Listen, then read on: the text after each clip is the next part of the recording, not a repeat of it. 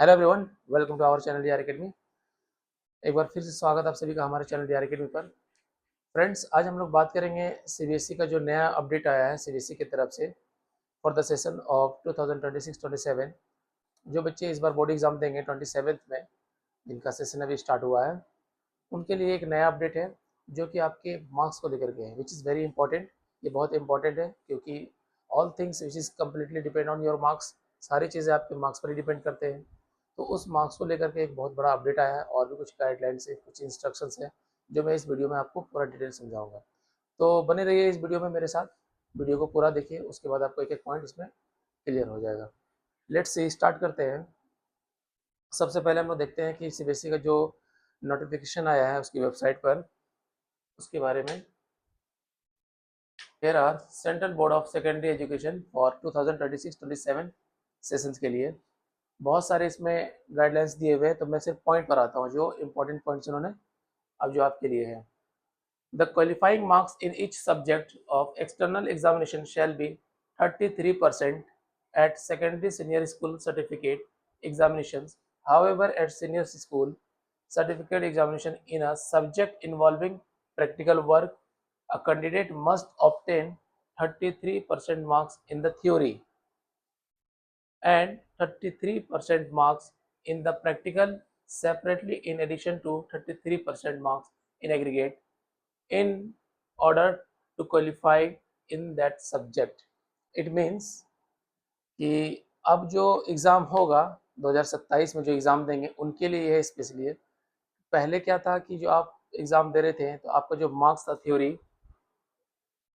देखिए for the previous session 2025-26 previous pattern था 2025 में थ्योरी और मार्क्स, है ना।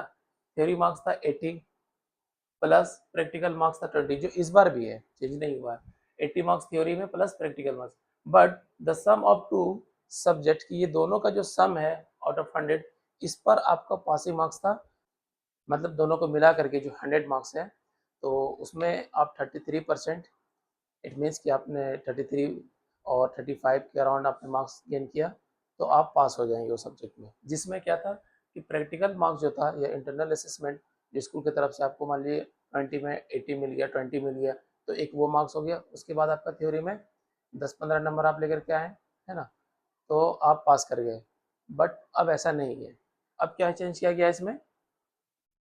अब जो चेंज किया गया इस सेशन के लिए कि थ्योरी मार्क्स आपका 80 है जो पहले भी था, उसमें passing marks 33%, it means obtain 27, कि अब जो 80 मार्क्स है उसमें पहले आपको पास करना होगा। Did you understand everyone?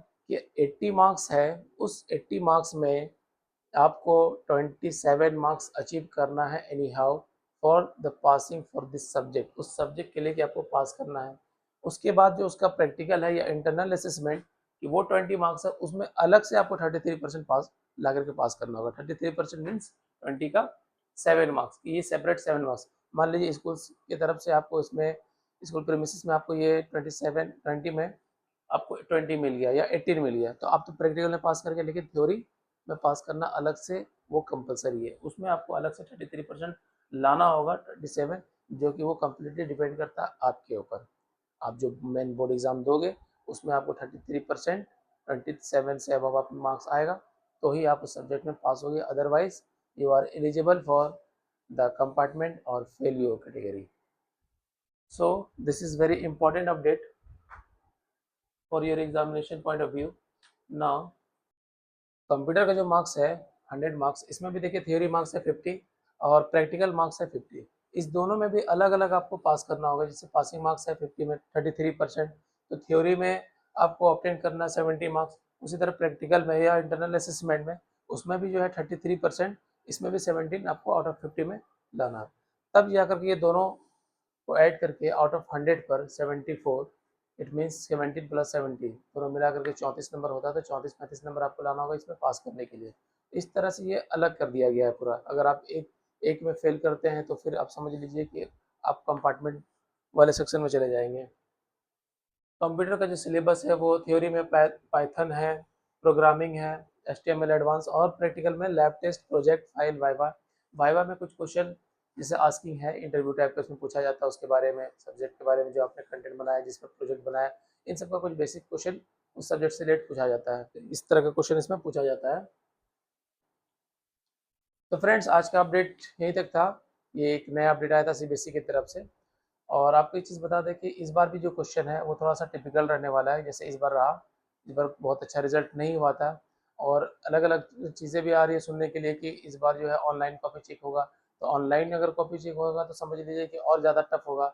इसमें तो टीचर्स अगर चेक करते हैं तो कुछ उसमें बहुत हद तक मतलब स्टूडेंट को बेनिफिट भी होता है, लेकिन ऑनलाइन चेक में कोई बेनिफिट नहीं होता है। वो तो बहुत बहुत ही ज़्यादा टफ समझ लीजिए कॉपी चेक होता है। ठीक है, जितना लिखा होगा उससे ज़्यादा आपको एक मार्क्स ज़्यादा नहीं मिलता है। तो दिन ब दिन कहने का मतलब कि ये सीबीएसई ने अपना नया नया स्ट्रेटजी अपना रही है।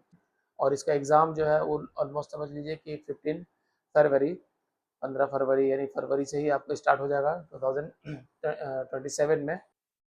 तो माय फ्रेंड्स, आपके पास जो है टाइम वो है सिर्फ अक्टूबर अक्टूबर से नवंबर के पहले पहले, नवंबर के इवन फर्स्ट वीक तक आपको अपना सिलेबस कम इंटायर सिलेबस पूरा कंप्लीट कर लेना है। उसके बाद तो आपको अपना रिवीजन स्ट्रेटजी को फॉलो करना है।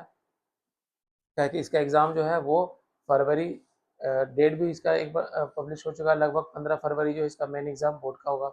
और जो आप लोग और जो कन्फ्यूज़न है कि 2 एग्ज़ाम होगा बोर्ड का, तो 2 एग्ज़ाम तो इस बार भी हुआ, 2 एग्ज़ाम होगा बोर्ड का, लेकिन मेन इसका एग्ज़ाम वो पहले ही है। फर्स्ट बार में जो बोर्ड एग्ज़ाम हो रहा है वही इसका मेन बोर्ड एग्ज़ाम। इसके बाद जो है कुछ लोग मतलब पहले ही बोर्ड एग्जाम में कुछ सब्जेक्ट में फेल कर जाते हैं, तो उनके लिए उनका जो उन कंपार्टमेंट देते हैं, जब किसी सब्जेक्ट में उनका बहुत कम मार्क्स आ गया तो उन सब के लिए सेकंड बोर्ड। तो सेकंड बोर्ड का आपको उतना इंपॉर्टेंस नहीं है, मेन इसका इंपॉर्टेंस है फर्स्ट बोर्ड में। वही है, एक ही बार में प्रयास करना है आपको कि उसी में निकल जाए। तो आपका जो सिलेबस है उसको आप एटलीस्ट एनी हाउ जो है अक्टूबर से नवंबर के फर्स्ट वीक तक आपको कंप्लीट करना है। उसके बाद आपको पूरा स्ट्रेटजी के साथ पूरा सिर्फ रिवीजन पे ज़्यादा फोकस करना है। बहुत ज़्यादा तो टिपिकल है नहीं, आपका आराम से इसमें 80 से 85 प्लस स्कोरिंग हो सकता है। वो स्ट्रेटजी अगर आप अभी से लेकर के चले तो ऐसा नहीं कि अभी हम छोड़ दिए, अब सीधे जो है एग्ज़ाम के टाइम में हम ये करेंगे, तो इसका बहुत वास्ट सिलेबस है, इतना आसानी से कवर अप होगा नहीं। सो फ्रेंड्स, आज का अपडेट यहीं तक था। मिलते हैं जल्दी नेक्स्ट वीडियो में, तब तक के लिए धन्यवाद।